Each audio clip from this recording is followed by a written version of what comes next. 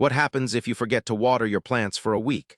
The answer is more surprising than you think and depends on the plant type and environment. Within just a few days of no watering, most plants lose turgor pressure, the force inside their cells that keeps them firm. This causes leaves and stems to droop and wilt.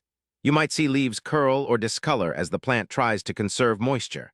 But this wilting is often reversible if you water the plants soon after. When soil dries out, roots struggle to absorb water and nutrients. This can lead to root stress or even root death if the drought continues. Compact, dry soil also prevents roots from expanding, which can stunt growth.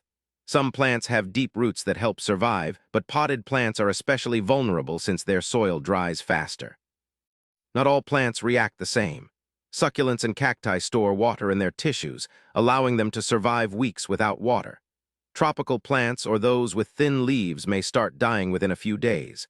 Understanding your plant's water needs is key to preventing damage from a missed watering. If you remember to water within a week, many plants bounce back quickly. The leaves perk up and growth resumes. But if drought continues, cells die, leaves drop permanently, and the plant may not recover. For potted plants, rehydrating soil slowly helps avoid shock. So timely watering is crucial to save your green friends. Forgetting to water your plants for a week can cause wilting, root stress, and even death depending on the plant type. But many plants surprise us with their resilience and recover quickly if you act fast. Remembering to water regularly is key to keeping them healthy. Hit subscribe for daily answers to questions you didn't know you had.